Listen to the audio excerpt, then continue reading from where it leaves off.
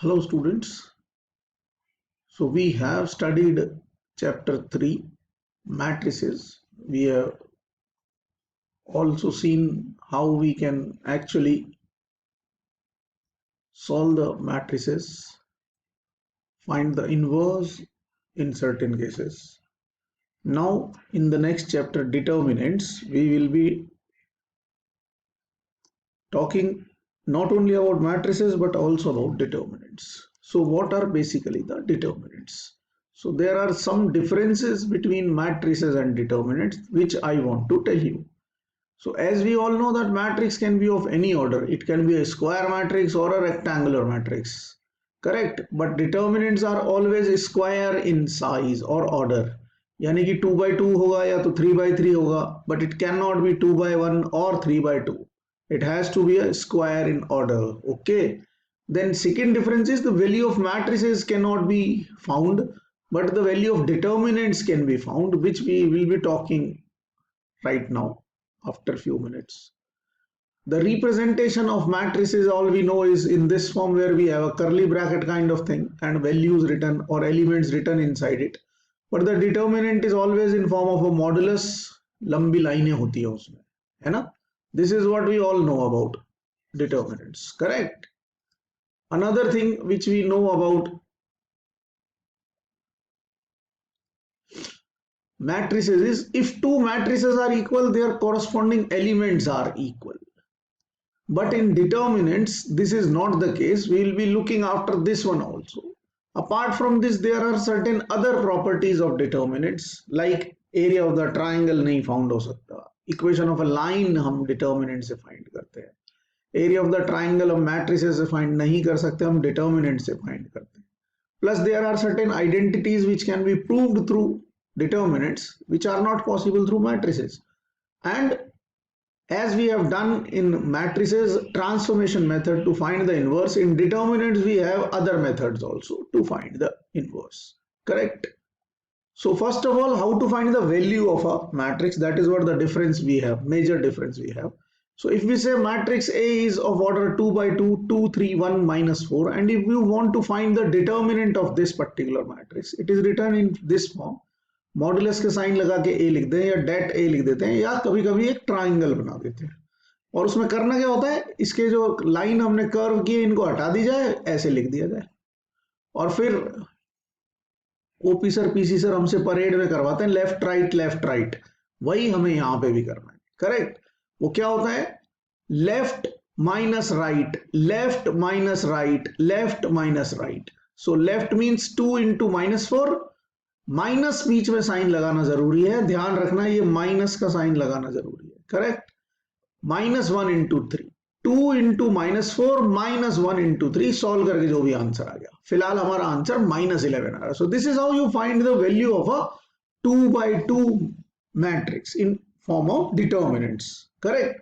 What if we have a 3 by 3 का matrix? So matrix A again is of order 3 by 3, 2 1 3, minus 1 0 2 and 1 1 2.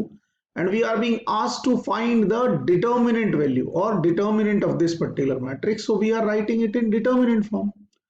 और curly lines हमने हटा दिए हैं और हमने 2 1 3, minus 1 0 2 और 1 1 2 की फॉर्म में लिख दिया. Although a determinant can be expanded with respect to any of the row or any of the columns, किसी भी रो या कॉलम के रेस्पेक्ट में एक्सपेंड किया जा सकता है. बट सिंस हम लर्निंग स्टेज में हैं तो हम इसके लिए हमेशा R1 के रेस्पेक्ट में, रो 1 के रेस्पेक्ट में एक्सपेंड करने की कोशिश करेंगे. Please do not try any other thing. बाद में हम जब समझ जाएंगे तो हम बहुत सारी चीजें करेंगे, बट फिलहाल के लिए this is a humble request, until unless you learn all the things, उससे पहले प्लीज ना कीजिएगा. ठीक है, ध्यान रखें. सो हमें क्या करना है, all the elements of row 1, 2 1 and 3 इनको कंसिडर करना है. सो 2 लेना है और ये जिस रो और कॉलम का एलिमेंट है उसको हटा दीजिए, 2 लिखिए. और ये फर्स्ट रो फर्स्ट कॉलम हटा दीजिए, जो बच गया 0 2 1 2 इसको उठा के डिटर्मिनेंट फॉर्म में लिख दीजिए. करेक्ट? फिर बीच में माइनस का साइन लगाइए, वाई माइनस, बिकॉज ये एक रूल है कि जब भी हम जिसके रेस्पेक्ट में एक्सपेंड करेंगे प्लस प्लस लगाएंगे रो 1 में, रो 2 के रेस्पेक्ट में एक्सपेंड करेंगे तो माइनस प्लस माइनस लगाएंगे, और रो 3 में plus plus. Why we do this? When we will be taking further classes, I'll be explaining it to you, but right now रो 1 के रेस्पेक्ट में लेना है तो प्लस प्लस. सो इसके आगे प्लस का साइन लगाया है, इसके आगे माइनस लगाया है और इसके आगे प्लस लगाया है.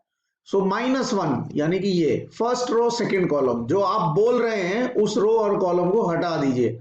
फर्स्ट रो सेकेंड कॉलम हटा दीजिए. You are left with -1 2 1 and 2, -1 2 1 and 2.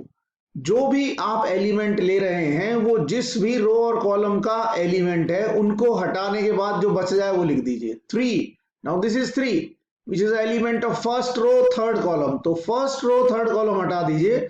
You are left with -1 0 1 1, -1 0 1 1 बचता है. ठीक है, I have written 2 but it is actually 1. ठीक है, करेक्ट. तो फर्स्ट रो और थर्ड कॉलम हटाए तो -1 0 1 1 बचेगा आपके पास. डन. अब अपने को वैसे ही एक्सपैंड करना है. 2 बाहर लिखना है. 0 into 2 -1 into 2, -1 into -1 into 2 -1 into 2, और ये -1 into 1 होगा.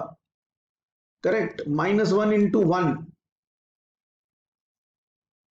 I'll do the necessary changes.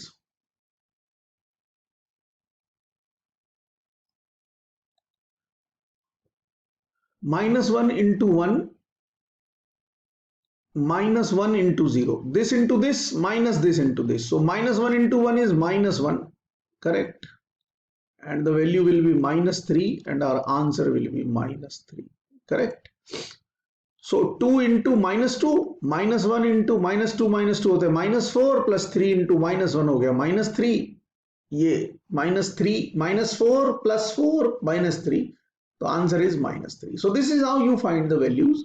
3x3 का मैट्रिक्स को, this is a humble request, अभी आप रो 1 के रेस्पेक्ट में ही एक्सपेंड करें.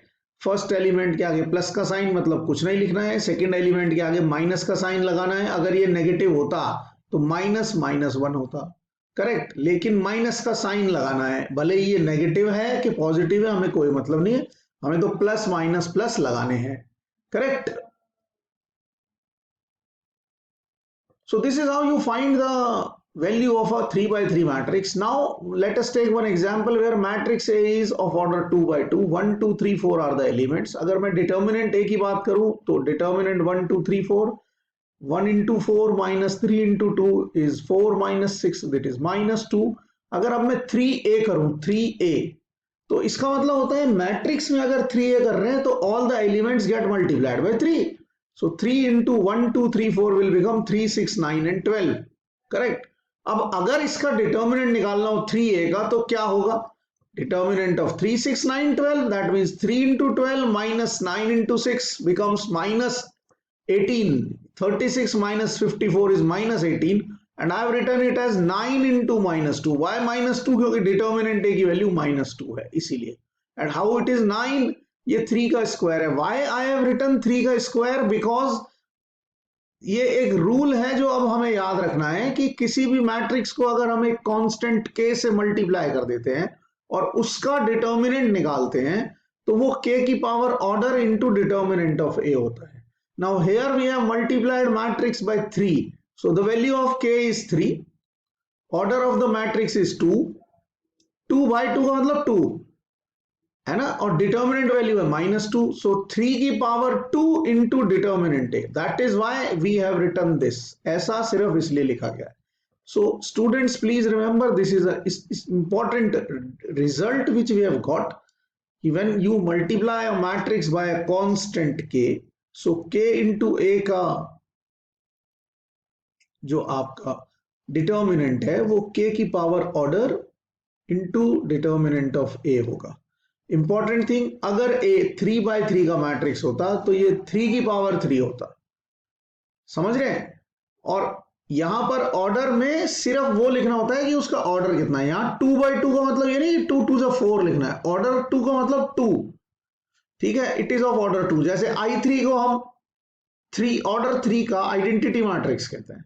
Similarly, order यहाँ पर 2 है, that is why 3 की power 2 9 into this, and this is a universal truth. ये हमेशा ऐसा ही होगा. There are certain questions in the exercise which you can see. Now I have taken example 5 to tell you about corresponding elements और values equal होती हैं. यानी कि अगर दो मैट्रिक्स इक्वल होते हैं तो उनके corresponding elements equal होते हैं, but not in the case of determinants. अगर दो determinant equal हैं तो ऐसा नहीं कि 3 is equals to 3 है जी, 1 is equals to 1 है तो x की वैल्यू 2 भी हो गई 4 भी हो गई, ऐसा नहीं होता है. If two determinants are equal, their values are equal. इसका मतलब 3 into 1 minus x square is equals to 3 into 1 minus 8, यानी कि x square is equals to 8 आ गया और x की वैल्यू plus minus 2 root 2 आ गई. Correct? So remember this, if two matrices are equal, corresponding elements equal होते हैं, but two determinants are equal, their values are equal. Corresponding elements equal नहीं होते हैं. So in this way, students, I hope you have understood the basic concept of determinants. Exercise 4.1 is in homework.